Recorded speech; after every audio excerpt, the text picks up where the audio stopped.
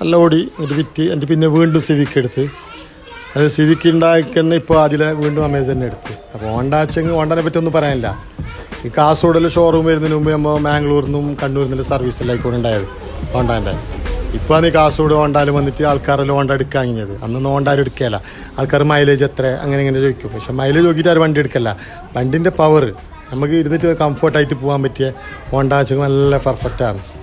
അത് ഹോണ്ടയെ പറ്റി. പിന്നെ അതിൻ്റെ ഉള്ളിലെല്ലാം നോക്കുന്നുണ്ടെങ്കിൽ നല്ല സിസ്റ്റമാറ്റിക്കാണ് ഉള്ളിൽ. അതിൻ്റെ ഉള്ളിലെല്ലാം എല്ലാം ഉണ്ട്. ഓട്ടോമാറ്റിക്കാണ്, എല്ലാം ഉണ്ട്. അഡാസ് സിസ്റ്റം ഉണ്ട്, 360 ക്യാമറ ഉണ്ട്. അത്യാവശ്യം വലിയൊരു വണ്ടിൻ്റെ ഫീച്ചർ എല്ലാം ഇതിൽ കാണുന്നുണ്ട്. കുറച്ച് ചെറുതെങ്കിലും എല്ലാ ഫീച്ചറുള്ളൊരു വണ്ടിയാണ്. നമുക്ക് ഒരു ഫാമിലിക്ക് അത്യാവശ്യം പോകാൻ പറ്റിയ സൂപ്പർ. ഒന്നും പറയാനൊന്നുമില്ല ഹോണ്ടാനെ പറ്റിയിട്ട്.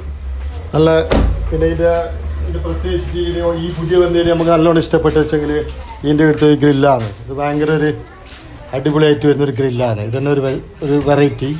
പിന്നെ ആ ഒരു ലുക്ക് എന്ത് പറയണ്ട. പിന്നെ അഡാസ് സിസ്റ്റം ഉണ്ട്, അങ്ങനത്തെ കാര്യങ്ങൾ മാഷാഅല്ലാ എന്നുകൊണ്ടും ഉഷാറാണ്. പിന്നെ ഇപ്പോഴത്തെ ട്രെൻഡ് മക്കളെ പറഞ്ഞ് വൈറ്റാണ് എടുക്കാൻ കഴിഞ്ഞത്. മക്കൾ പറഞ്ഞ് പാപ്പ നമുക്ക് വൈറ്റ് വേണ്ട ബ്ലാക്ക് എടുക്കുക, കാരണം ബ്ലാക്കിൽ വേറെ ഒരു അട്രാക്ഷൻ. പക്ഷേ പണി കൂടി കുറച്ച് ദിവസം കൗണ്ട് വരുന്നത്, അതേ ഉള്ളൂ പ്രശ്നം. പക്ഷെ വണ്ടി സൂപ്പർ.